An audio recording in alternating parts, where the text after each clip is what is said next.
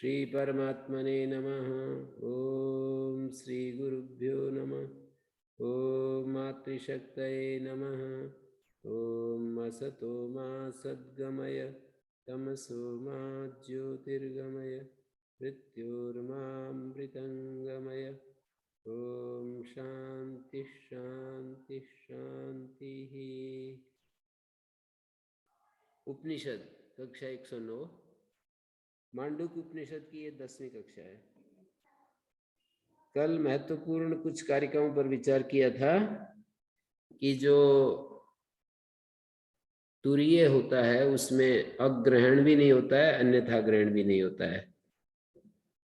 सामान्य रूप से स्वप्न, निद्रा और जागृत मानी प्राज्य, तेजस और विश्व को यदि सामने रखें तो प्राज्य में अग्रहण होता है और जो तेजस है, सूक्ष्म जो शरीर है, उसमें अग्रहण भी होता है, अन्यथा ग्रहण भी होता है। और विश्व में भी अग्रहण भी होता है, अन्यथा ग्रहण भी होता है। अग्रहण मानी तत्व का अग्रहण, अन्यथा ग्रहण मानी तत्व से भिन्न के रूप में ग्रहण। मैं अपने को आत्मा के रूप में न जानूं तो यह अग्रहण अवस्था है, और मैं अपने को आत्मा से भिन्न रूप में जानूं, एक शरीर के रूप में जानूं, इंद्रियों के रूप में जानूं, मन बुद्धि के रूप में जानूं, तो ये अन्यथा ग्रहण हो गया। तो तुरीय में अग्रहण भी नहीं होता, अन्यथा ग्रहण भी नहीं होता है। ये यदि हमारी तुरीय अवस्था बनी रहे, तुरीय अवस्था बनी रहने का मतलब तुरीय अवस्था तो है पर प्रतिबंधक के कारण से वो दिखाई नहीं देती। जैसे सूर्य सदा विद्यमान है पर प्रतिबंधक के चलते सूर्य दिखाई नहीं देता। तो हमारी तुरीय अवस्था अब भी है, माने हमारा जो ये चल रहा है जीवन का क्रम, इसमें भी तुरीय अवस्था तो है।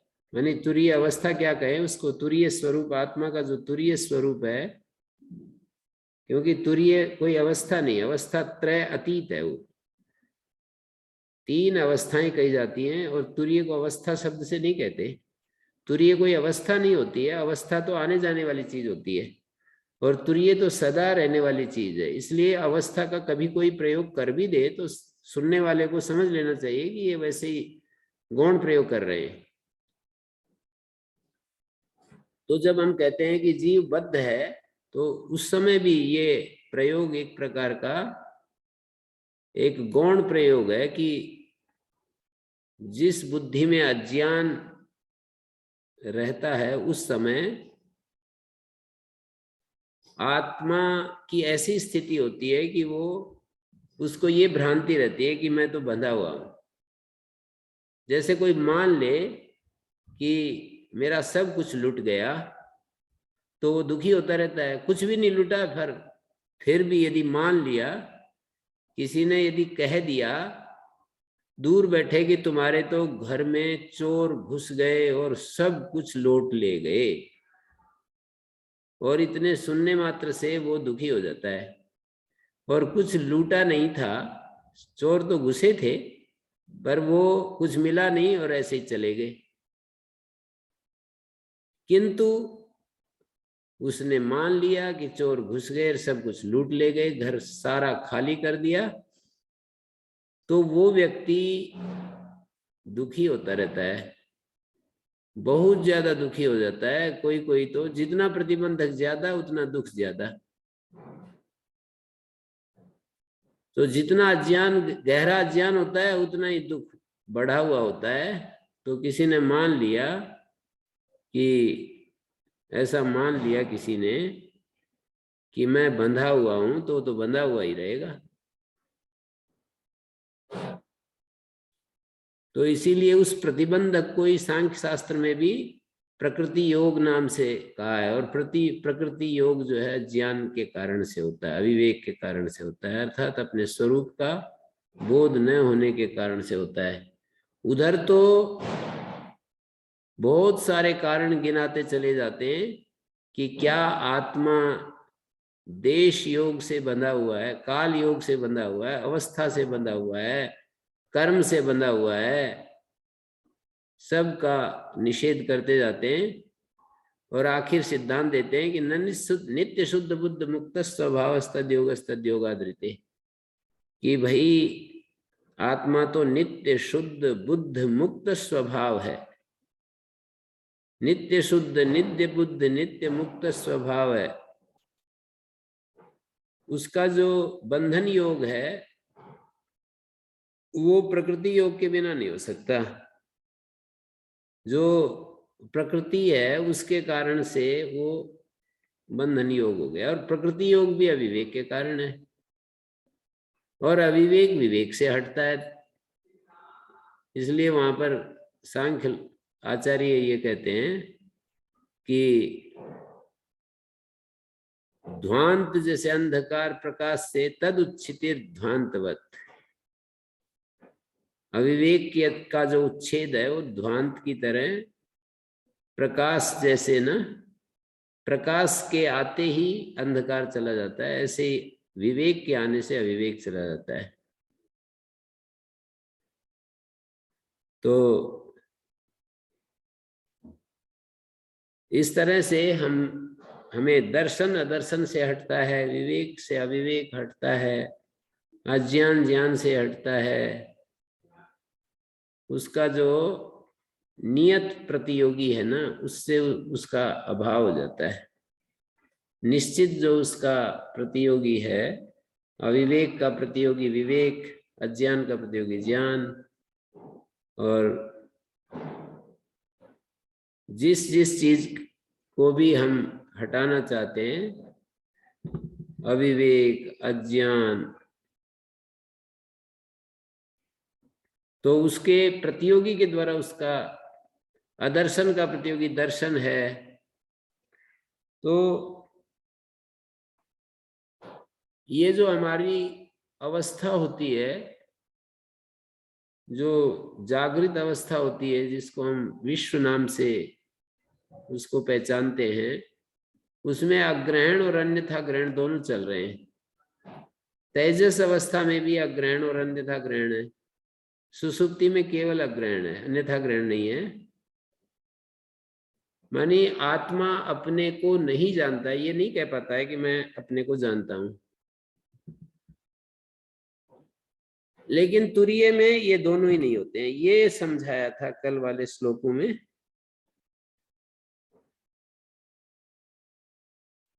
अनादि माया सुप्तो यदा जीवा प्रबुध्यते,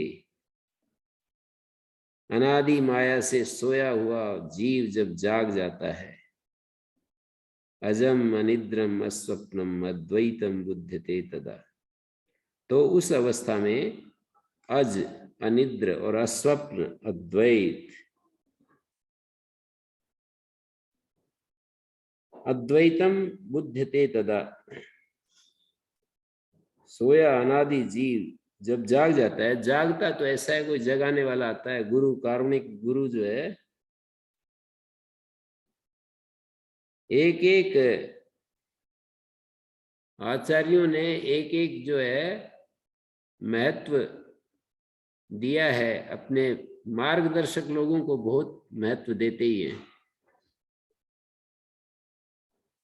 जैसे महर्षि दयानंद जी ने भी अपनी जीवनी में लिखा है कि मुझे 2 सन्यासी मिले, ज्वालानंद पुरी और कुछ योगानंद जी, और ज्वाला क्या नाम था, योगानंद, और ऐसे कुछ करके 2 सन्यासी मिले, और उन्होंने लिखा है उन्होंने मुझे योग की सच्ची शिक्षा दी और मैं निहाल हो गया, धन्य हो गया, ऐसे उन्होंने लिखा है, ये शब्द लिखे। और ये आचार्य शंकर भी इसी तरह से, महर्षि रमन भी कहते हैं बिना गुरु के हमारा उद्धार नहीं होता। गुरु मार्गदर्शक को कहते हैं। बिना गुरु के उद्धार नहीं होता है। या तो बाहर का गुरु मिले या फिर अंदर का गुरु। वाह। सैस पूर्वेशम गुरु काले अनुच्छेदा, अंदर अंतर्यामी के रूप में वो गुरु मार्गदर्शक बैठा रहता है। कुछ कुछ लोग उसकी प्रेरणाओं को सीधा ग्रहण करते हैं और उन पर मजबूती से चलते हैं और उनका जीवन बस धन्य हो जाता है।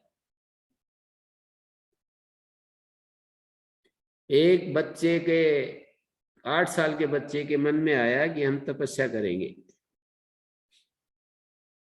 अंदर की कोई प्रेरणा पा करके और तपस्या में लग गया। हम अखंड ब्रह्मचर्य को धारण करके तपस्या करेंगे। ऐसे 8 साल के बच्चे ने तपस्या शुरू की और वो बहुत बड़ा संत हो गया। धीरे धीरे उसको आत्म साक्षात्कार हो गया, सिद्धियां भी मिल गई, बहुत सारी सिद्धियों से संपन्न हो गया। तो वहां पर भी गुरु तो बैठा ही है ना भीतर। किसी के पास नहीं गए, लेकिन अंदर कोई ऐसी प्रेरणा उसको मिल रही है कि वो जो इतना, जिनका अंतःकरण इतना स्वच्छ नहीं है, शुद्ध नहीं है, प्रतिबंधक ज्यादा हैं, तो फिर कोई मार्ग दिखाने वाला बाहर शरीर के रूप में हमें चाहिए। तो वो कह रहे हैं कि जब वो कोई कारुणिक गुरु हमारे को जगा देता है कि तुम वो नहीं हो जो तुम समझ रहे हो, तुम तो वो हो जो वही है, माने वास्तव में जो सच्चिदानंद है वही तुम हो, तुम वही हो। तो अब जब ऐसा होता है तो फिर ये अजम अनिद्रम अस्वप्नम अद्वैतम बुध्यते, माने ऐसा यस्मा जन्मादि कारणभूतम नास्मिन अविद्या तमो बीजम निद्रा विद्यते इति अनिद्रम। जन्मादि कारणभूत नास्मिन अविद्या तमो बीजम निद्रा विद्यते अनिद्रम ही तत्तुरीयम अतएव अस्वप्नम। अनिद्र है वो, तुरीय जो है निद्रा रहित है, और वो स्वप्न रहित है।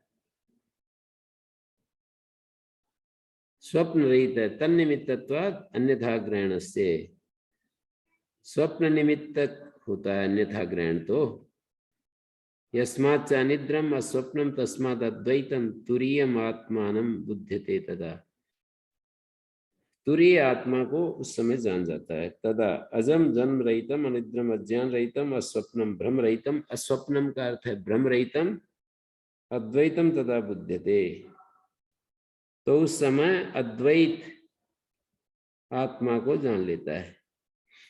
प्रपंचो यदि विद्येत निवर्तेत न संशय, कहते हैं यदि इसमें कोई शक नहीं, संशय रहित ये बात है कि प्रपंच हो तो हटे, माया मात्रम इदम द्वैतम, ये सारा द्वैत जो कल्पित है माया मात्र है, अद्वैतम परमार्थता है, परमार्थता अद्वैत है। ये विचार के द्वारा जब हम अपने उस स्वरूप को जानते हैं, अपने यथार्थ स्वरूप को जानते हैं, तो ये जो आत्मा का ही निरंतर आत्मा का ही देखने वाला और दिखने वाला एक ही हो जाता है उस स्थिति में।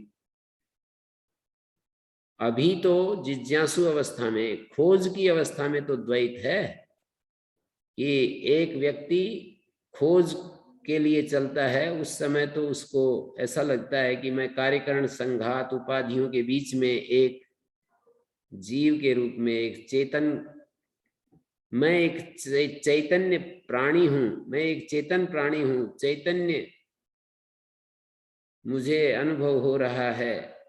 वो अपने शरीर के भीतर कुछ ऐसा एहसास कर रहा है कि कुछ है और सामने कुछ दिख रहा है।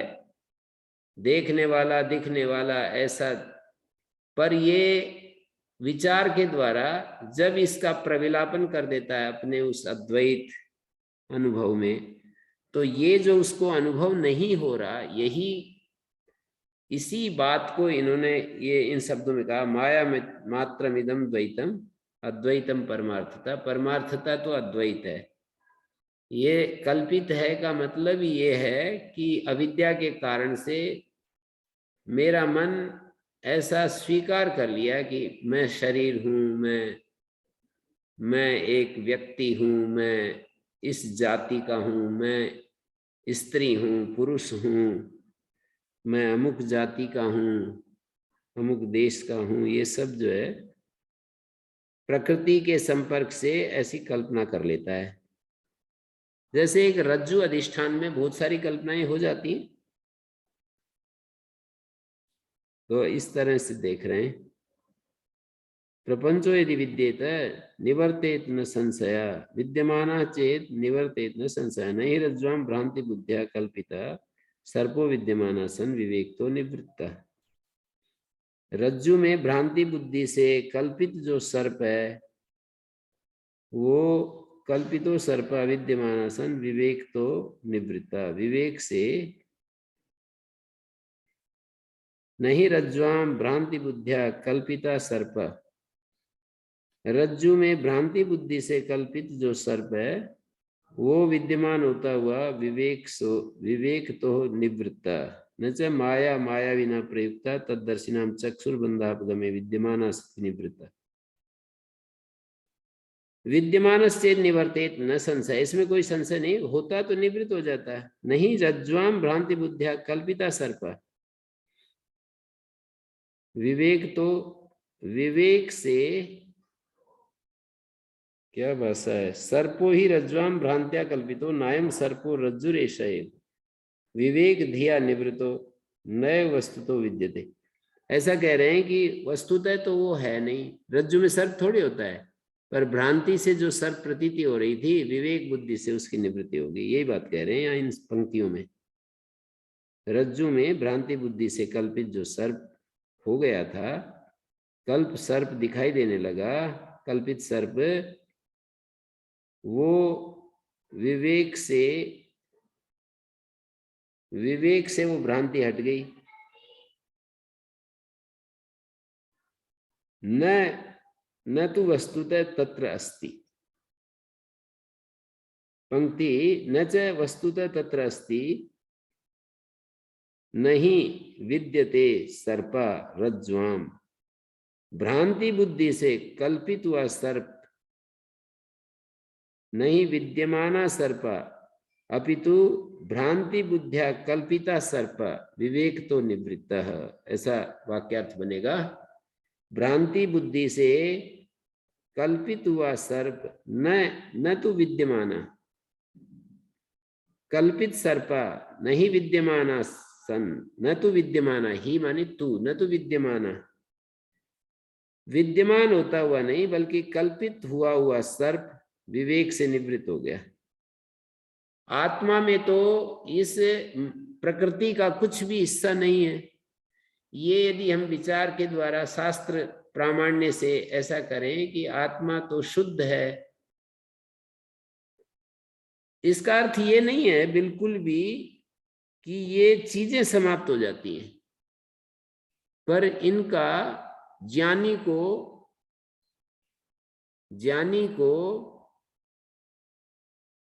आत्मस्वरूप की विस्मृति नहीं होती है, और आत्मस्वरूप की हमेशा स्मृति बने रहना, और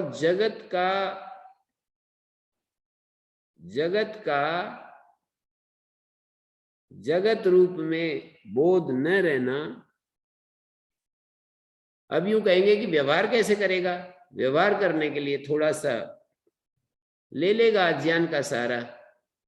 अज्ञान का मतलब इस प्रकृति का सहारा ले लेगा, प्रकृति की बनी हुई चीजें उनका सहारा ले लेगा, 5-4% ले लेगा, और उसके द्वारा किसी को उपदेश देना हुआ उपदेश दे देगा, किसी को कुछ बताना हुआ, कुछ लिखना हुआ लिख देगा, कुछ सहारा ले लेगा इसका, ओम गुरु जी। हाँ जी।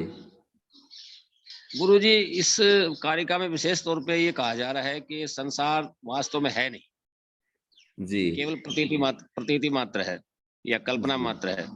तो कल्पना भी वास्तव में ये सिद्धांत है कि कल्पना भी उसी वस्तु की जाती है जो कहीं ना कहीं होती है, चाहे उस समय उस स्थान पे ना हो। तो ये जी कैसे समझे, ये कैसे समझे?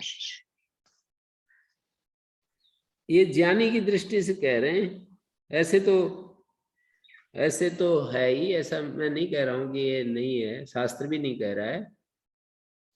जैसे हम ये कोई कल्पित, ये ऐसे बुद्धि से सोचने की बात नहीं है कि ये कल्पना है, मैं सोच रहा हूं ये कल्पित है। ये तो एक तरीका है शब्दों में कहने का। मतलब इतना ही है कि जब हम सतत आत्मा में स्थित हैं और इस जगत जो जागृत अवस्था है, सूक्ष्म अवस्था है, कारण अवस्था है, इसका जब प्रविलापन कर दिया चेतन तत्व में, तो सदा आत्म तत्व की जो विस्मृति थी वो सदा स्मृति हो गई बस। जी गुरु। ये इस तरह से नहीं है कि सोचने से इसका कोई लेना देना है कि ये सब कल्पित है, ये मुझे इसको कल्पित समझना है, ऐसा कुछ नहीं है।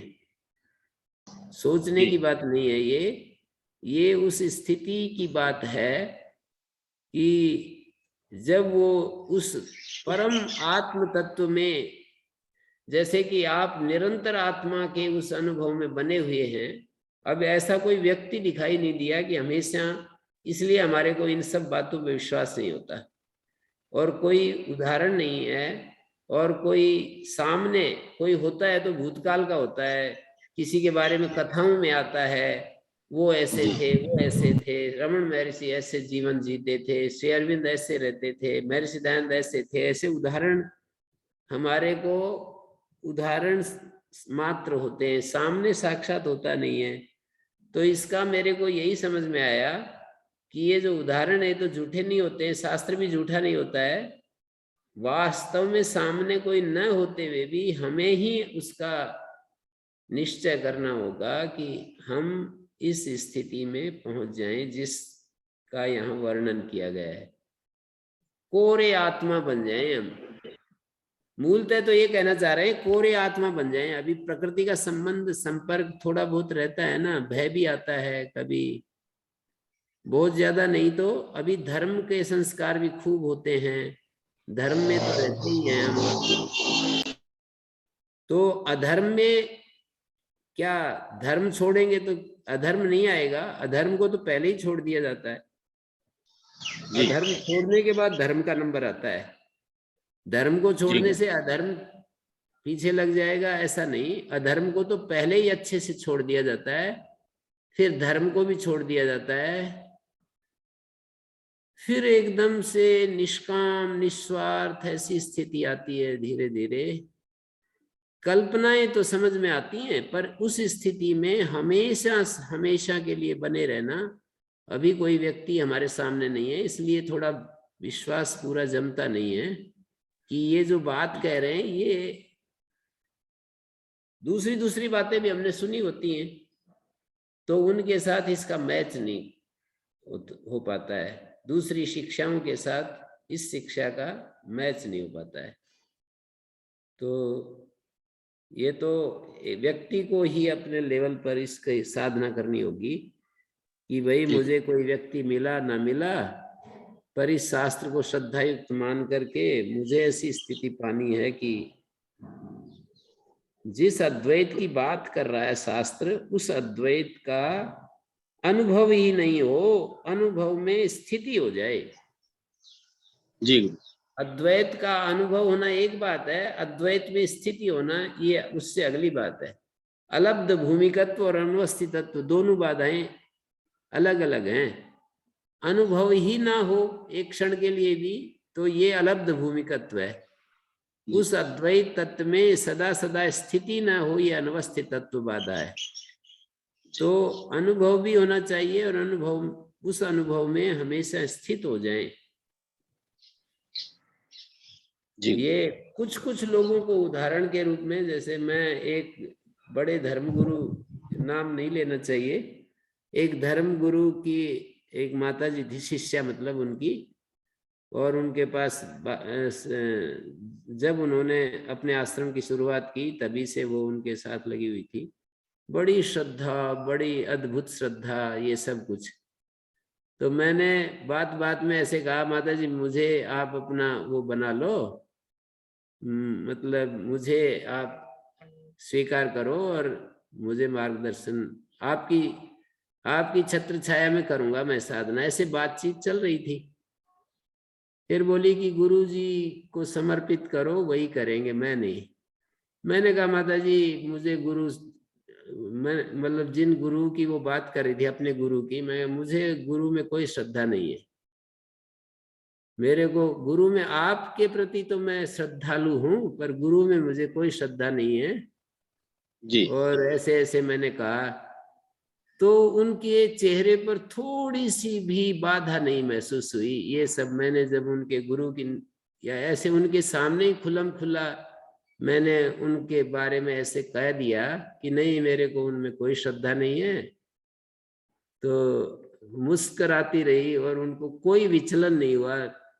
हम तो थोड़ी थोड़ी बातों में ही, जैसे हमारे मार्गदर्शक हैं महर्षि दयानंद या श्री अरविंद या रमन महर्षि, या हमारे सिद्धांत होते हैं, कोई कोई त्रैतवाद को मानता है, कोई द्वैत को मानता है, कोई अद्वैत को मानता है। इन सब बातों में ही कितना विचलन हो जाता है। कोई हमारे सिद्धांत का खंडन कर देता है तो विचलन हो जाता है।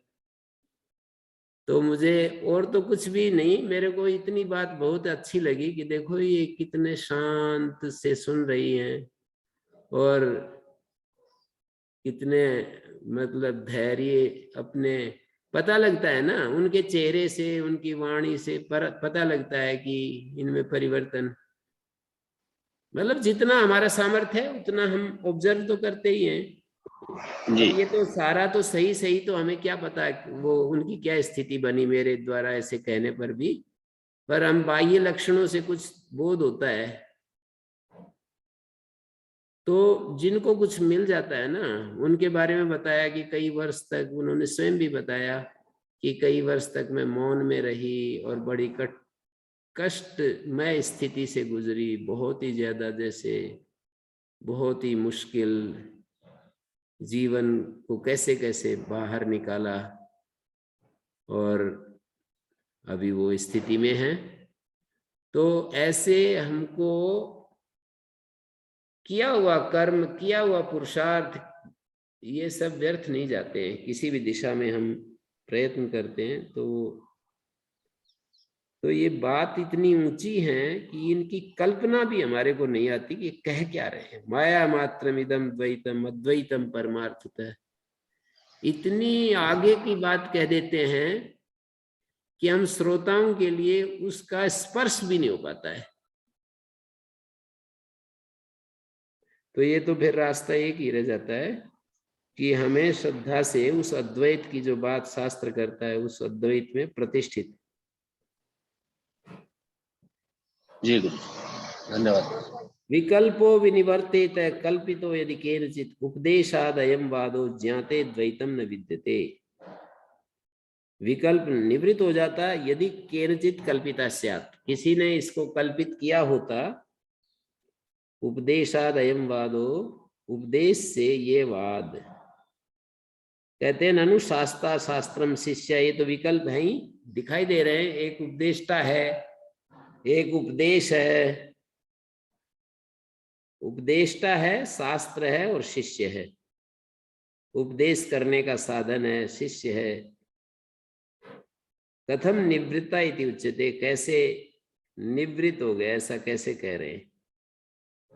विकल्पो विनिवर्तेत यदि केनचित् कल्पितः स्यात्, विकल्प निवृत्त हो जाता यदि किसी उपाय से वो कल्पित होता। यथायम प्रपंचो माया रज्जु सर्पवत, जैसे ये प्रपंच है माया रज्जु सर्प की भांति, तथा यम शिष्य आदि भेद विकल्पों की, ये जो शिष्य शास्त्र प्राक प्रतिबोधादे उपदेश निमित्त, उपदेश निमित्त है जिसका। प्रतिबोध जागरण, अंतिम जो जागरण है उससे पहले पहले ही है ये सारे भेद। ये एक अद्वैत अवस्था होती है और एक अभी साधना काल होता है।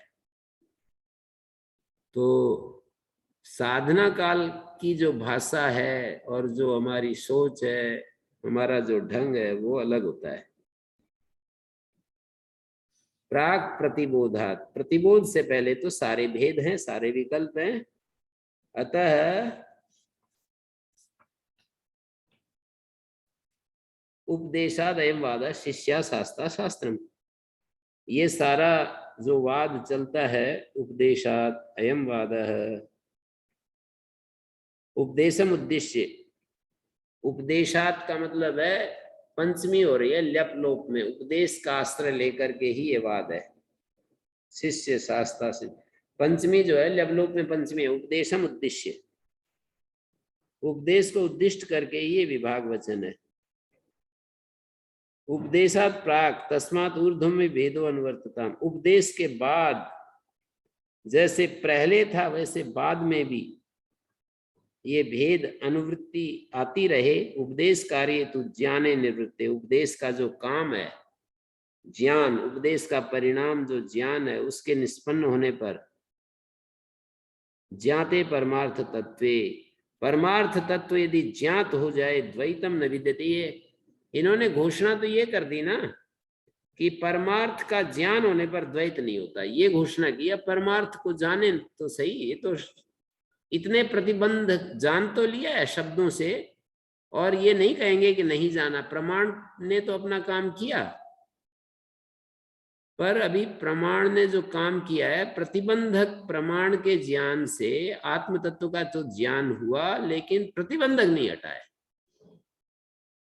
आप ये कहेंगे कि प्रतिबंधक बिना हटे आत्म तत्व का ज्ञान कैसे होगा? एक क्षण के लिए हट गया प्रतिबंधक। इस शास्त्र को पढ़ते समय मुझे ऐसा लगता है कि जब हम ये पढ़ते हैं उतने समय के लिए वास्तव में हमारा मन इतना हल्का हो जाता है, इतना निर्भर हो जाता है, इतना शांत हो जाता है, इतना बिल्कुल एकदम से कोई इच्छा नहीं बचती है। क्या है? हटना नहीं है क्या? ये प्रतिबंधक का हटना ही है। बिना हटे कैसे हमें ये शांति, ये निर्भयता, ये पूर्णता, फुलफिलमेंट कैसे हमें अनुभव होगी? हो नहीं सकती। तो ये होता है, प्रतिबंधक हटता है, पर वो प्रतिबंधक इतना घनीभूत है कि जैसे ही यहाँ से हटते हैं, शास्त्र के स्वाध्याय से हटते हैं, महापुरुषों की वाणी से हटते हैं, किसी संत के दर्शन से हटते हैं, प्रतिबंधक फिर घेर लेता है। जैसे एक बार बादल हटते हैं फिर बादल आ जाते हैं। प्रतिबंधक का मतलब जो ये अज्ञान है, जिसको हम मूल अज्ञान कहते हैं। दो तरह का अज्ञान है, एक मूल अज्ञान, कारण अज्ञान, और कार्य अज्ञान। कार्य अज्ञान तो कारण अज्ञान का ही फल है। कार्य अज्ञान का मतलब अनित्य, असुचि, दुख, अनात्म में नित्य शुचि, सुखात्म ख्याति, ये कार्य अज्ञान है। और कारण अज्ञान तो जिसको हम माया कहते हैं, जिसको प्रकृति कहते हैं, आत्मा को आवृत करने वाला अव्यक्त नामक जो तत्व है, वो मूल अज्ञान है। तो उस मूल अज्ञान के हटने पर वो ज्ञान से हटता है। उपदेश कार्य तु ज्ञाने निवृत्ते ज्ञाते परमार्थ तत्वे द्वैतम न विद्यते। एक बार अज्ञान, एक बार जैसे ज्ञान हो जाता है तो अज्ञान हट जाता है, और वो सदा हट जाता है। ये भी एक स्थापना है, सदा हट जाता है, ये भी है। लेकिन वो सदा ही हटता है। सदा का मतलब ये है कि वो बिल्कुल नहीं बचता है, लेकिन उसकी आत्यंतिक निवृत्ति तो सतत निधिध्यासन से ही होती है। बात समझ में आ गई है? आत्यंतिक निवृत्ति केवल श्रवण मनन से नहीं होती। श्रवण मनन से भी अज्ञान हटता है, लेकिन तात्कालिक रूप से हटता है, और तात्कालिक रूप से हटा हुआ ज्ञान भी हमें फल देता है कि हमें श्रद्धा हो जाती है उस ज्ञान में। हमें श्रद्धा हो जाती है कि वो कितना अद्भुत है, वो अद्वैत तत्व कितना अद्भुत है, कितनी उसमें शांति है, कितना आनंद है, कितना उत्साह है, कितना प्रेम है, कितना सौंदर्य है, कितनी निर्भयता है, कितनी तृप्ति है, कितना रस है। तो ये जो श्रवण मनन हम करते हैं, इस श्रवण मनन से भी हमारा अज्ञान हटता है, और अज्ञान के हटने पर जो अद्वैत का प्रकाश है वो अनुभव में भी आता है, वो शांति अनुभव में आती है। हम निष्कामता की स्थिति में चले जाते हैं, तृप्ति की स्थिति में चले जाते हैं। हमें ऐसी अभिप्सा जागृत हो जाती है कि मैं सदा इसी स्थिति में बना रहूं। तो ये जो चीज है, ये उपदेश नहीं तो अज्ञान को हटाया। सैकड़ों बार इस बात को कोई अनुभव करके देख ले और सारी धरती कहे कि तुम तो कल्पना में जी रहे हो, क्या अर्थ होता है उसका? कुछ भी नहीं, उसके कहने से कुछ भी। जैसे हमें किसी उस शांति, परम शांति का अनुभव हो गया और हमें वो निर्भयता, पूर्णता, चिन्मय अवस्था, प्रकाशमय अवस्था हमें अनुभव में आ गई, और कोई आकर के हमें समझाने लगे या हमारे अनुभव को कोई आक्षेप करे कि तुमने तो कोई कल्पना बना ली है और उस कल्पना में जी रहे हो, अभी सत्य तुमसे दूर है। सत्य जब आएगा तो तुम्हारे व्यवहार चेंज हो जाएंगे, ये तो पक्का है, व्यवहार चेंज हो जाएंगे। पर मैं तो ऐसे नहीं कह रहा हूं कि सदा सदा के लिए प्रतिबंधक सदा सदा के लिए हट जाते हैं श्रवण मनन के द्वारा, ऐसा नहीं कह रहा हूं। मैं ये कह रहा हूं कि सतत निधिध्यासन से प्रतिबंधक हट जाते हैं। श्रवण मनन से भी ज्ञान होता है, हमें प्रमाण विषयक और प्रमेय विषयक दोनों निश्चय हो जाते हैं कि इस विषय में प्रमाण है। प्रमाण का मतलब ज्ञान का साधन हमारे को, जैसे हमारे को एक दिन में चीजें दिखाई देती है, रात्रि में अंधकार में, रात्रि के अंधकार में तो वहां तो प्रमाण नहीं है। दिन में प्रमाण है, सूर्य प्रमाण है, हमारी आंखें प्रमाण है, ये सब प्रमाण हमको दिखाई देते हैं। प्रमेय का भी निश्चय हो जाता है कि ये चीजें हैं, देखो इसको वृक्ष कहते हैं, इसको गाय कहते हैं, इसको अलमारी कहते हैं, इसको पंखा कहते हैं, इसको ये कहते हैं, वो कहते हैं, ये स्त्री है, ये पुरुष है, ये सब जो है प्रमेय विषयक निश्चय भी हो जाता है। लेकिन प्रतिबंध की आत्यंतिक निवृत्ति तीसरे साधन से ही होती है, जिसको निधिध्यासन कहते हैं। तो इसलिए महापुरुष कहते हैं कि भाई अब आपको बहुत सुन लिया है। कोई एक व्यक्ति मुझे सुना रहा था कि मैं वहां चेन्नई मणि गुरु जी से मिला था, तो उन्होंने कहा, उनसे मैं पूछने लगा कि मैं वो ये पढ़ना चाहता हूँ। तो गुरु जी ने कहा कि श्रवण मनन तो बहुत हो गया है, अब उसका क्या, अब तो निधिध्यासन करना चाहिए, जो सुना है, जो मनन किया है उस पर केंद्रित होना चाहिए। तो सब महापुरुष ऐसा ही कहते हैं, हमारे को भी ऐसा ही अनुभव होता है कि जैसे हम अभी ये उपनिषद सुन रहे हैं। मैं अपनी स्थिति बताता हूं कि जब मैं इसके बारे में विचार करता हूं, जब इन मंत्रों पर विचार करता हूं, तो मुझे कोई ऐसी इच्छा शेष नहीं बचती, पूरी शांति मेरे भीतर व्याप जाती है, पूरे व्याप्त हो जाती, छा जाती है वो शांति, पूरी निर्भयता हो जाती है। आज भी अभी यदि शरीर छूट जाए तो कोई गम नहीं, कोई इससे अफसोस नहीं है। और तो ये शास्त्र को जैसे ही हम रखते हैं, प्रतिबंधक फिर खड़े हो जाते हैं। जैसे एक साधारण व्यक्ति की इच्छाएं होती हैं, वे इच्छाएं फिर आ जाती हैं मेरे पास, मैं उस व्यक्ति से जा करके, ये सब भी प्रतिबंधक ही है ना, कि मैं वहां जाऊं, मैं मन में कोई भी कामना उठी किसी भी प्रकार की, मनोराज्य कहलाते हैं वो, मनोराज्य की, मैं वहां चला जाऊं, वहां साधना अच्छी होगी। जब हम अद्वैत पर विचार करते हैं तो बिल्कुल इस तरह की कामना कि वहां जाकर के ही साधना होगी, ऐसा कभी आता ही नहीं। कि मैं पूर्ण हूं, मुझे साधना की आवश्यकता क्या है? साधना तो किसी चीज को पाने के लिए की जाती है, मैं तो वही हूं जिसको मैं पाना चाहता हूं। ऐसा ऐसा हमें बिल्कुल बोध होता है इस बात का जब हम शास्त्र पर विचार करते हैं, शास्त्र की चर्चा करते हैं।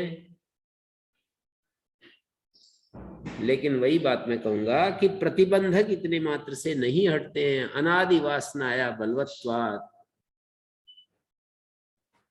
न श्रवण मात्रा तत्सिद्धि अनादि वासनाया बलवत्वात्, ऐसा सांख्य का एक सूत्र है।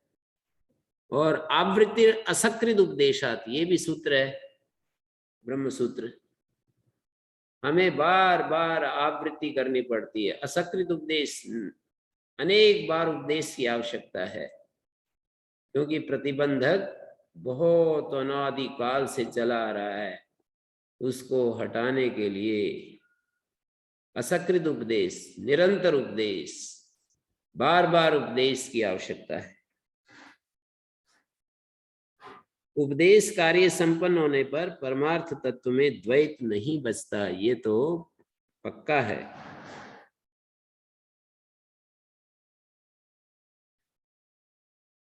तो आगे देखिए, स्वयं आत्मा, यहां तक जो है 7 मंत्रों का व्याख्यान पूरा होता है। अभी 8वां मंत्र, 8, 9, 10, 11, 12, 5 मंत्र बच गए। ओंकार को, ओंकार की मात्राओं को पकड़ करके कुछ कहना है अब आगे जो कहने जा रहे हैं। स्वयं आत्मा मतलब यहां तक जो कहा वो ओंकार के बारे में कहा, और ओंकार को ओम इत्येतदक्षरम् इदं सर्वं तस्य व्याख्यानं भूतं भवत् भविष्यदिति सर्वम् ओंकार एव यच्च त्रिकालातीतं तदपि ओंकार एव। पहले मंत्र में ये स्थापना की कि इदं सर्वम् ओंकार एव, ये जो कुछ भी है ओंकार ही है। ऐसे आंखें घुमा करके जब देखें तो ऐसा दिखना चाहिए कि ये ओंकार ही है। ओंकार ही मानी कारण से, जिस उपादान से ये चीजें आई हैं, उपादान पर दृष्टि डलवाना चाह रहे हैं। आभरण, जैसे कि सुनार और सोने के बने हुए आभरण होते हैं, जो दुकान पर जा रहा है खरीदने के लिए, तो स्वर्णकार आभरण का मूल्य भी लेता है और स्वर्ण का मूल्य भी लेता है। जब यदि कोई सोने को बेचने जाता है उसकी दुकान के ऊपर, तो आभरण को कट कर देता है और केवल स्वर्णमय रूप में देखता है। तो ऐसे ही ये जगत, ये संसार, ये प्रपंच, हमारे शरीर, हाथ पैर, मन बुद्धि प्राण, ये सब ये उस उपादान के विस्तार हैं, उस उपादान के विस्तार हैं। जिस उपादान से ये सब बना है, उपादान से अनतिरिक्त है ये सब, उपादान से अलग नहीं है, उपादान से अनतिरिक्त है। तो ये कहना चाह रहे हैं कि वो उपादान जो है इस रूप में ओम इत्येतत् अक्षरम इदम सर्वम तत्सुप व्याख्यानम इदम सर्वम ओम इत्येतत् अक्षरम, और सर्वम एतत् ब्रह्म, फिर ये कह दिया कि ये जो कुछ भी है सर्वम ही एतत्, ये ब्रह्म है। यानी उपादान दृष्टि, औपादानिक दृष्टि से ये संगत, ये निर्देश संगत हो पाएंगे। सर्वम एतत् ब्रह्म, अयम आत्मा ब्रह्म, स्वयं आत्मा चतुष्पाद। फिर जागृत स्थान, स्वप्न स्थान, सुषुप्त स्थान का वर्णन किया, और इन तीन स्थानों के प्रविलापन के द्वारा तुरीय स्वरूप की उपलब्धि की बात कही। उस तुरीय स्वरूप का वर्णन करने के बाद अविधेय प्राधान्येन ओंकारस् चतुष्पाद आत्मा इति व्याख्याता, यह स्वयं आत्मा अध्यक्षरम अक्षरम अधिकृत्य अभिधान प्राधान्येन वर्ण्यमानो अध्यक्षरम। अभिधेय प्राधान्येन ओंकारस् चतुष्पाद, अभिधेय प्रधानता को लेकर के ये ओंकार है, ये चतुष्पाद आत्मा बताया। ओंकार के चतुष्पाद अभिधेय प्राधान्य से निर्देश किया। उसका जो प्रथम पाद जागृत स्थान है, उसमें 7 अंग हैं, 49 मुख हैं, आनंद भूख है, स्थूल भूख है, और स्थूल भूख है जागृत स्थान सप्तांग 49 मुख स्थूल भूख, और ये वैश्वानर प्रथम पाद है, वैश्वानर प्रथम पाद है।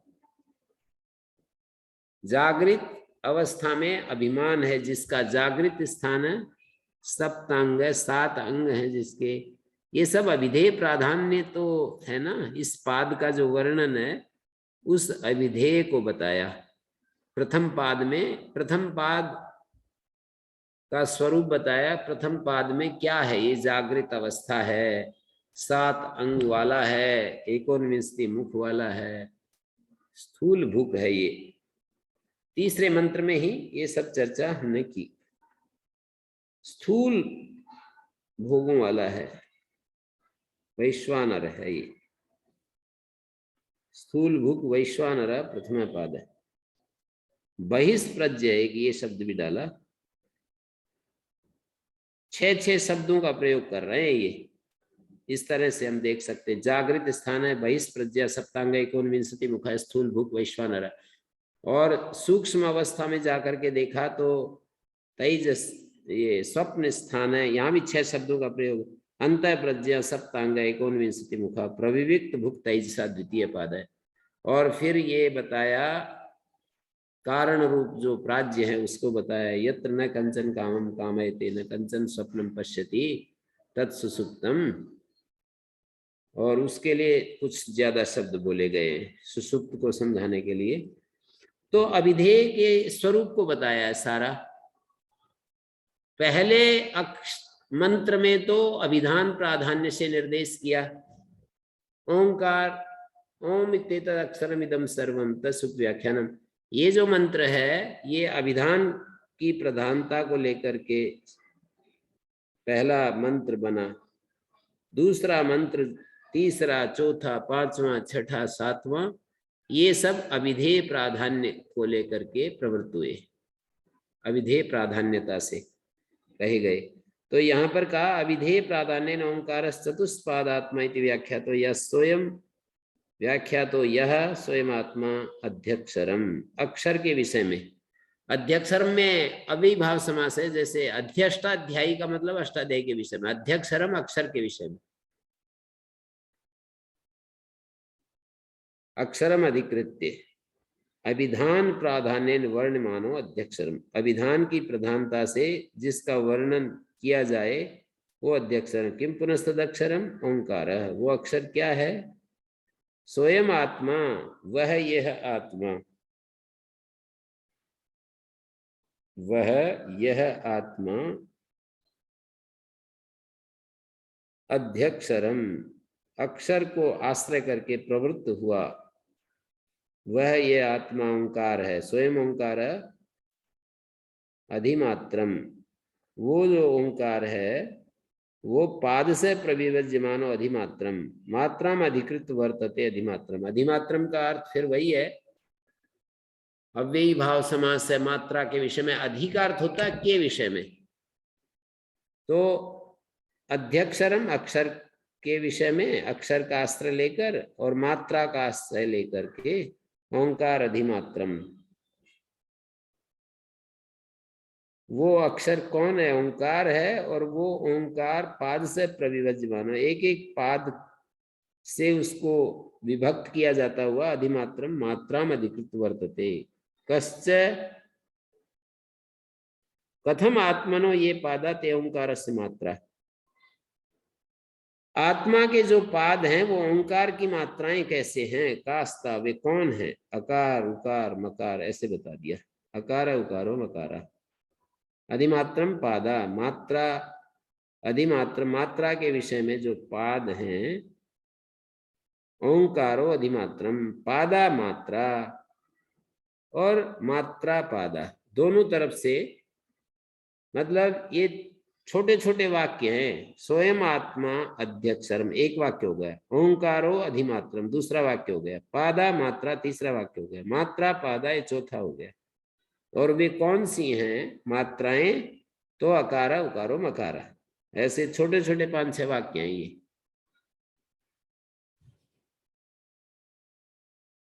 तो यहाँ पर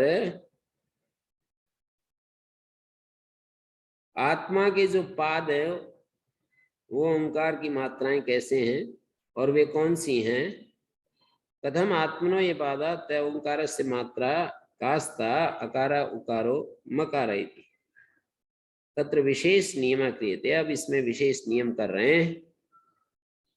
जागृत स्थानो वैश्वानरो यह स ओंकारश्च अकार, प्रथमा मात्रा। जागृत स्थान में आगे जो है 9वें मंत्र में कुछ कहना चाह रहे हैं। 8वें मंत्र में तो हो गया स्वयं आत्मा अध्यक्षरम ओंकारो अधिमात्रम, ओंकारो अधिमात्रम, स्वयं आत्मा अध्यक्षरम, अक्षर का आश्रय लेकर के ये आत्मा का स्वयं आत्मा अध्यक्षरम।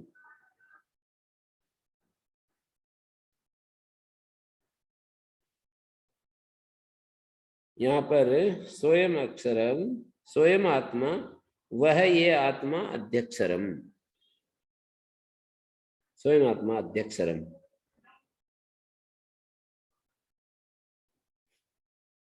तत्व ज्ञान समर्थानाम मध्यमानाम उत्तमानाम च अधिकारिणाम अध्यारोप अपवादाभ्याम पारमार्थिकम तत्वम उपदिष्टम। इसकी पृष्ठभूमि आनंद गिरि जी ने बताई कि तत्व ज्ञान में समर्थ जो मध्यम और उत्तम अधिकारी हैं उनके लिए तो अध्यारोप अपवाद न्याय से पारमार्थिक तत्व का उपदेश हो गया।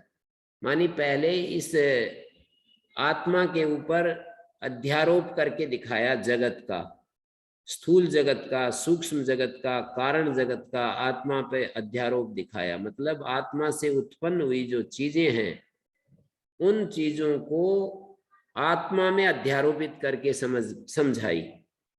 जो आत्मा से ही पैदा हुई हैं उनको आत्मा में अध्यारोपित करके समझाया। और उससे अगली जो बात है उसका अपवाद करके बताया। चौथा जो तुरीय पाद है, उसका जो तुरीय स्वरूप है वो अपवाद के बाद ही तो उसका स्वरूप हमें, अपवाद करने पर ही तो तुरीय स्वरूप बचता है। अपवाद नहीं करते जब तक, तब तक तो अपवाद नहीं करते तब तक तो उसके अध्यारोप की स्थिति बनी रहती है। अध्यारोप की स्थिति में आत्मा में 3 उपाधियां, जैसे कोई एक व्यक्ति हो और उस व्यक्ति ने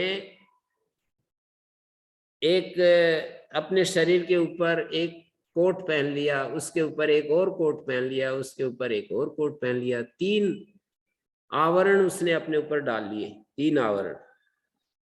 इसको कहते हैं अध्यारोप।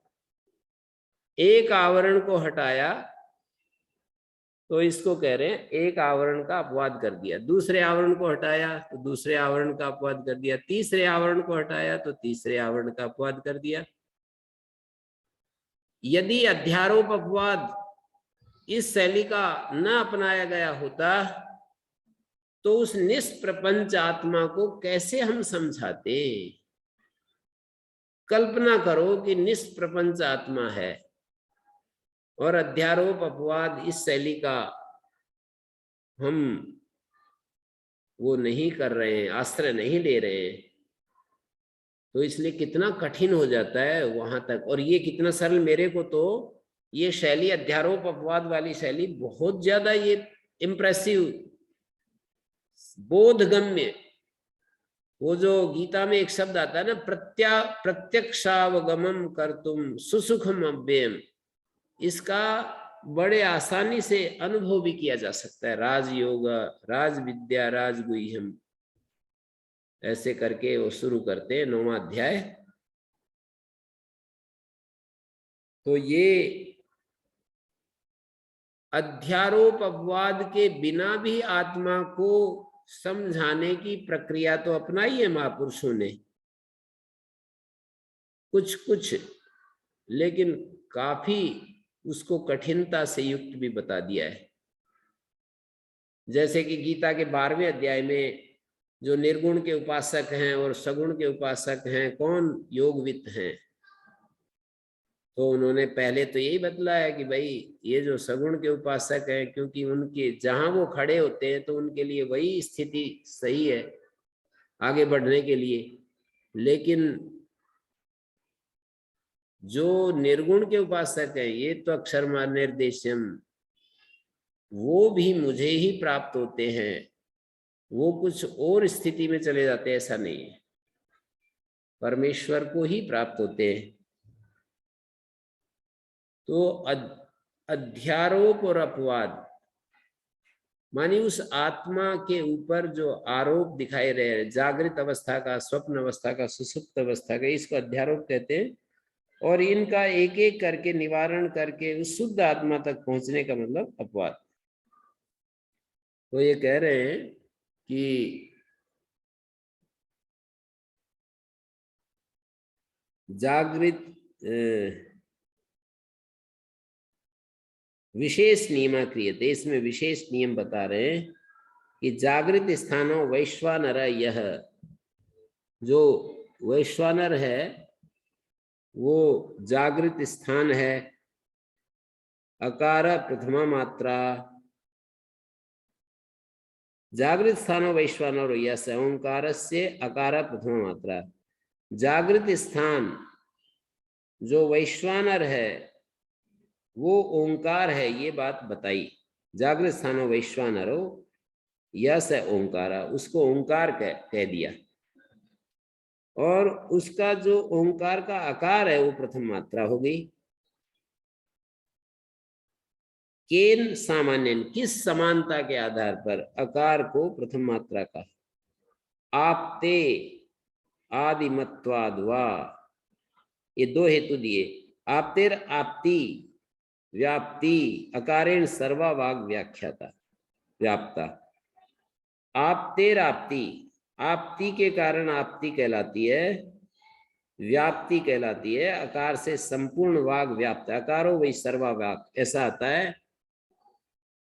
जैसे ओंकार से सारे के सारे पत्ते वृक्ष के नहीं, शंकु के द्वारा सारे पत्ते व्याप्त होते हैं, ऐसे ही ओंकार के द्वारा सर्वा वाग व्याप्त है। वैश्वानरेण जगत, वैश्वानर के द्वारा जगत व्याप्त है। तस्य है व एतस्य आत्मनो वैश्वानर से मूर्धाय सुतेजा, उस आत्मा, तस्य व एतस्य आत्मनो वैश्वानर, इस वैश्वानर आत्मा का जो मूर्धा है वो सुतेजा है, ऐसे कहते हैं। वैश्वानर विद्या में जो मूर्धा है उसको सुतेजा कहा। अभिधान अभिधेय और एकत्व, अभिधान का और अभिधेय का एकत्व भी बता दिया। जो अभिधान है वो अभिधेय है, जो अभिधेय है वो अभिधान है। और आदिमत्वात्, आदिरस्य विद्यते इति आदिमत, यथैव आदि आदिम यथैव आदिम आदिमत अकाराख्यम अक्षरम, जैसे अकाराख्य अक्षर आदिमत है वैसे ही वैश्वानरः, वैसे ही वैश्वानर आदिमत है। तस्माद् व सामान्यत, इस समानता के आधार पर, जैसे ओंकार में अकार आदिमत है तो उधर वैश्वानर आदिमत है। तेजस, उसका स्वप्न स्थान जो तेजस है वो मध्य वाले वर्ती है, और जो मकार है वो अंतिम है। इस तरह से समानता देख रहे हैं। अकाराद ये वैश्वानर है, तस्मात् सामान्यत अकारत्वम वैश्वानर से, वैश्वानर आकार के साथ समता रखता है। वैश्वानर आकार तद एकत्व विदा फलम, इस तरह से इस एकत्व को, वैश्वानर और आकार के एकत्व को जो जानते हैं, आपनोति ये सर्वान कामान, वे सब कामनाओं को प्राप्त कर लेते हैं। आदि ही प्रथमश्च भवति, और वे बड़े बड़े लोगों में प्रथम हो जाते हैं। आदि प्रथमश्च भवति महताम, महान लोगों में वो आदि हो जाते हैं। या एवं वेद यथोक्तम एकत्व वेद, इस यथोक्त एकत्व को जो जानते हैं, मानी वैश्वानर और इधर ओंकार में अकार, इन दोनों के एकत्व को जो जानते हैं वो उन सब लोगों में आदिमान हो जाते हैं। आपनोति है वही सर्वान कामान, उसकी सारी कामनाएं पूरी हो जाती है। कामनाओं का न बचना ही उनका पूरा होना है। कामनाएं पूरी होने का मतलब ये होता है कि एक एक कामना, मैं प्रधानमंत्री बन जाऊं, मैं अरबपति बन जाऊं, मैं खूब बड़ा दान दाता बन जाऊं, मैं बहुत बड़ा शास्त्र वेत्ता बन जाऊं, मैं सारी धरती का ट्रेवल करके एक बार सारी धरती में घूम आऊं, मैं जो भी बड़े बड़े दिव्य भोग हैं, ब्रह्मलोक में जो भोग हैं उन सब को भोगूं। ये सारी एक एक इच्छाएं जो होती है, सारी उसकी इच्छाएं पूरी हो जाती है, ऐसा कह रहे हैं। सारी इच्छाएं पूरी हो जाती है। यावान अर्था उद्पाने, इस न्याय से उसकी कोई इच्छा ही नहीं बचती। बड़ी चीज मिलने पर छोटी चीजें सब तिरोहित हो जाती है। यही है सर्वान से कामान आपनोति आदिश्च भवति, और वो आदि हो जाता है। आदि हो जाता है इसका मतलब उसको पहचानने वाले थोड़े हो, ये बात अलग है। कोई एक हीरा है, कोई पहचानने वाले हो सकता है कि वो थोड़े ही हो पाए, तो हो सकता है कि उसको भी आदि रूप में कम लोग जान पाए, लेकिन वास्तव में ऐसा व्यक्ति हो गया तो वो आदि तो हो ही जाएगा ना, जिसकी सारी कामनाएं पूर्ण है, कोई कामना नहीं बची शेष, कोई जिसकी इच्छा नहीं बची है। ऐसी कैसी पूर्णता है, देख सकते हैं आप। तो जागृत स्थान वैश्वानर आकार प्रथमा मात्रा आपतेर आदिमत्वात्, वो आदिमान होने से आपती के कारण, मानी आकार सर्वत्र व्याप्त है। ये जो, तो इस तरह से हम जो है, इस तरह से हम देख रहे हैं कि ये आपनोति है वही सर्वान कामान आदिश्च भवति एवं वेद। तो अब मुझे आज यहीं पर विराम देने के लिए समय आ गया है। कल फिर चर्चा करेंगे। ओम शांति शांति शांति।